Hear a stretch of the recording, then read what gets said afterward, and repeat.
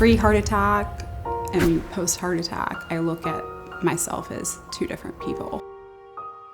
I look at someone maybe that's having a heart attack at a young age, maybe like someone that didn't really take care of themselves. When I had my 3 kids, I looked at it, my life just started and then it almost ended just as quickly.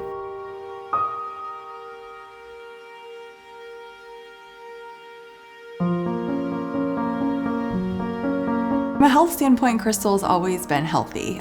We started off, being cheerleaders together in high school, going through college together. We always would go for bike rides, walks. She's very active. She loves to play sports. She's just brings the best out in people. Definitely brought out the best in me. It's addictive to want to be around. Always caring about others more than herself, and that, takes a lot. I had preeclampsia with all 3 of my pregnancies. Chris and I wanted to go on a trip because we kind of had been through a lot. So we decided we were going to go to the US Open. It was really basically my first trip away since having my 3rd child. We get to the airport, we have a very early flight, and on the bus from the parking lot to the airport, I tell my husband, I'm not really feeling okay. My chest feels tight. It just didn't make sense to me. We arrive in New York, and as we're climbing up the stairs to these seats, I am just so short of breath that I was just I'm not gonna be able to do this again. I had to take breaks and sit down. And I'm also who am I? Within 20 minutes of arriving into the ER, cardiologist came in and said, "You're presenting like you're having a heart attack." And that was the first time a heart attack ever crossed my mind. I had a 90 to 100% blockage in my left main artery. A doctor came and said, "I don't think you're ever going to be able to play tennis again. You had a widowmaker heart attack." That was the first time I had heard the words widowmaker.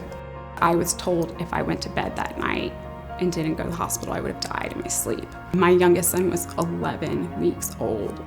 There was times I would avoid going up my stairs to go get something that my child needs. And then that's when I just I lost it. I don't want to be a person that can't do things for themselves. I don't want to be a person that doesn't get to play sports. That's my life. It was just tough to breathe. And I hid everything from her because she's the one going through it. I thought about raising our 3 children, alone. I just needed to put my eyes on her and see her sitting there and breathing. She lived in Maryland and asked me what my room number was. She stayed with me for 2.5 hours and turned around and drove back home. She has her own family. I didn't care if it was for 2 minutes, I would have done it. I had to see her.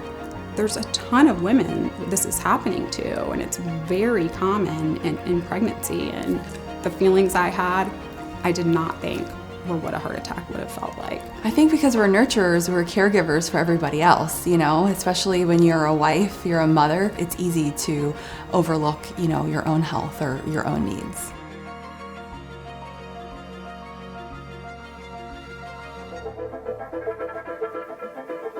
The fear started creeping away a little bit with the cardiac rehab support. I give it all to them.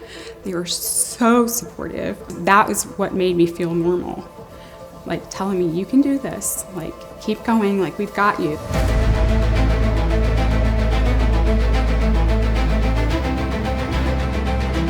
I just see the joy she got when she went to the Go Red for Women event last year. Just to be around that energy of other women, to know that look at us, we're all still thriving. We're here, and everyone's just like me, and they want to share their story. The American Heart Association gives you an outlet of people who are like you, who've been through that, who really know what you're going through on a daily basis. I have the tools. I have the heart monitor.